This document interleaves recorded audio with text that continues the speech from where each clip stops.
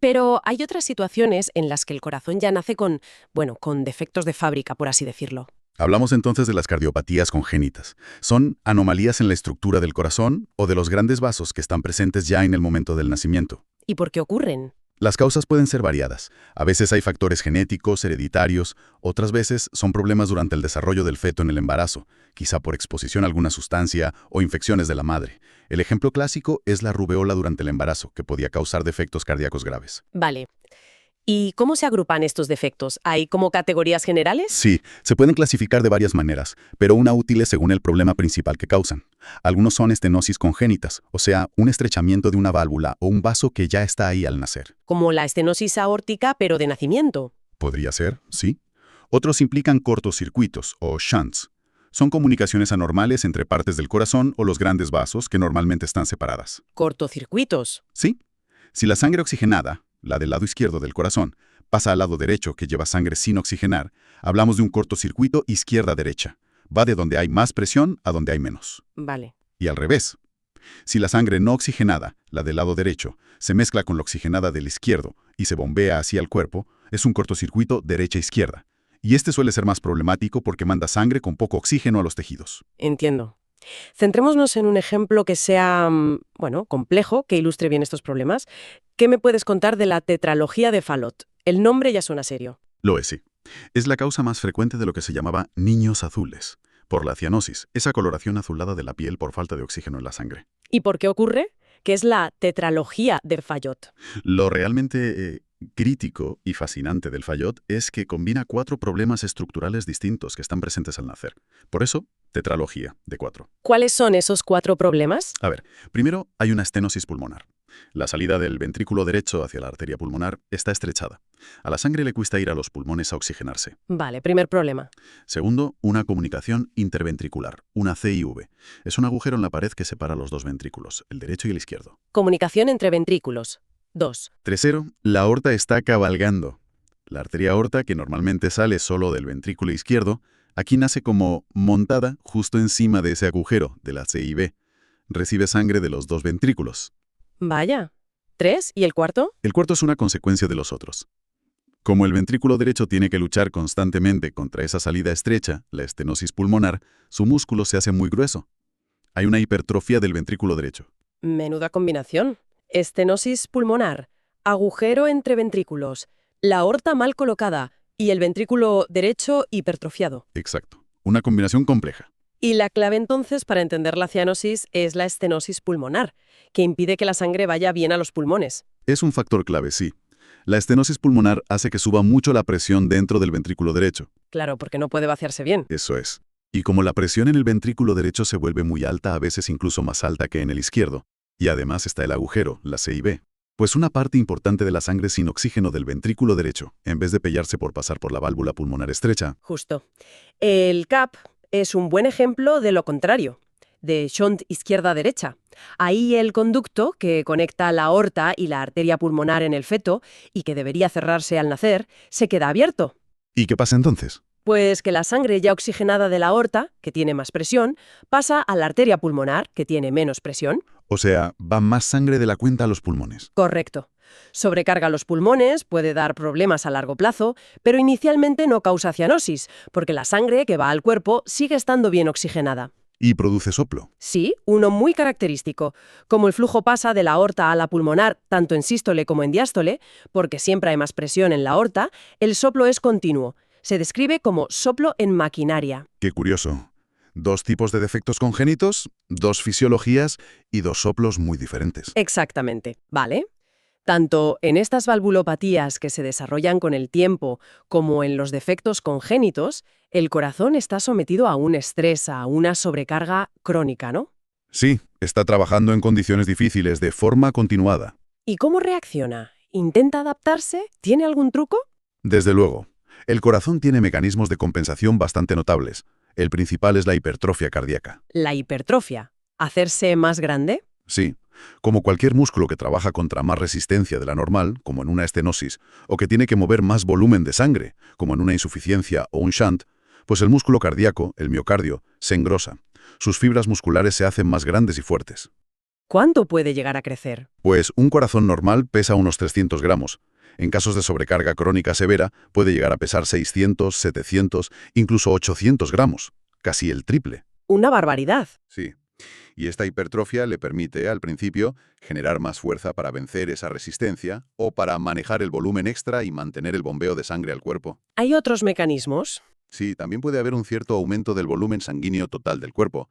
Es una forma de intentar mejorar el llenado del corazón y con ello mantener el gasto cardíaco, la cantidad de sangre que bombea por minuto. A primera vista, un corazón más grande, más fuerte. Podría parecer una buena adaptación, ¿no? Casi como si fueras al gimnasio y desarrollaras más músculo. Parece una respuesta lógica, sí.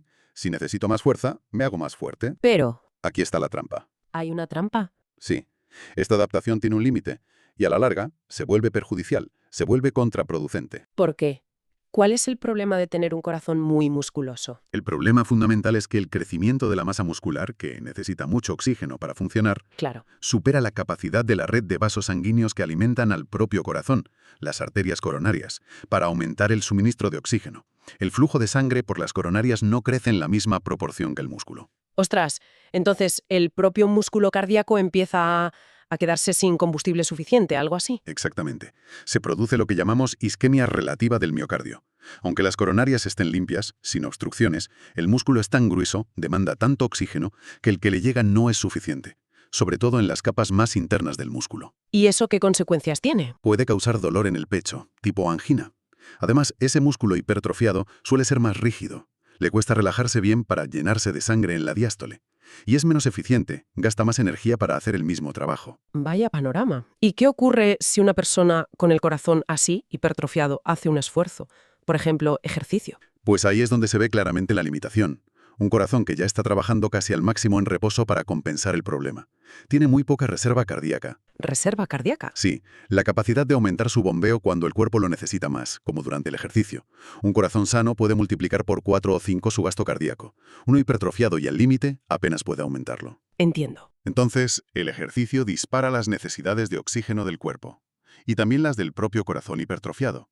Esto puede empeorar esa isquemia relativa, provocar arritmias peligrosas o incluso llevar a que el corazón falle de forma aguda, que no pueda bombear suficiente sangre. Un fallo agudo. Sí, una complicación muy grave, sobre todo si lo que falla es el lado izquierdo, como puede pasar en una insuficiencia mitral o aórtica severa.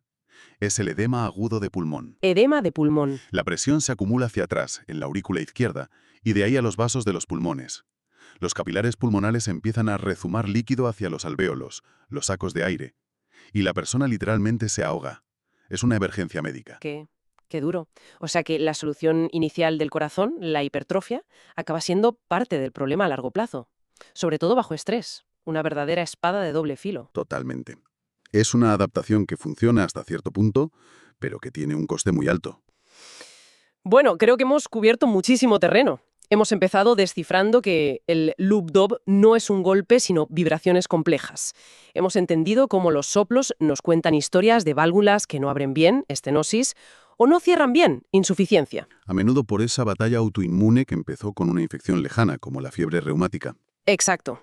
Hemos visto la complejidad de nacer con defectos, como la tetralogía de Fayot, donde varios fallos se combinan de forma crítica. Y como eso lleva a cortocircuitos y falta de oxígeno. Y finalmente, cómo el corazón lucha por compensar todo esto, haciéndose más grande y fuerte, una estrategia que acaba chocando con sus propios límites, sobre todo con la falta de oxígeno para sí mismo. Un resumen perfecto. Si tuviéramos que destilar la esencia de todo esto, ¿qué dirías? Pues yo diría que la esencia es doble. Por un lado, la increíble capacidad de adaptación que tiene el corazón frente a los problemas, pero también la constatación de que esa adaptación tiene límites fisiológicos muy claros y que puede volverse dañina. La cara y la cruz de la compensación. Eso es.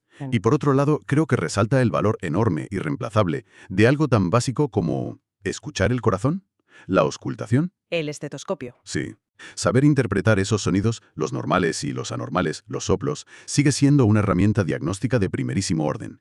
Identificar bien un soplo puede ser el primer paso para diagnosticar algo grave, pedir pruebas más específicas como una ecografía del corazón y plantear tratamientos. Tratamientos que a veces son cirugía para reparar o cambiar la válvula, ¿no? Efectivamente. Tratamientos que pueden corregir el problema mecánico antes de que el daño al músculo cardíaco sea irreversible. Por eso, entender la fisiopatología, el porqué de los sonidos, es clave. No solo para tratar, sino también para prevenir, como insistir en tratar bien las faringitis por estreptococo, para evitar la fiebre reumática. Muy importante.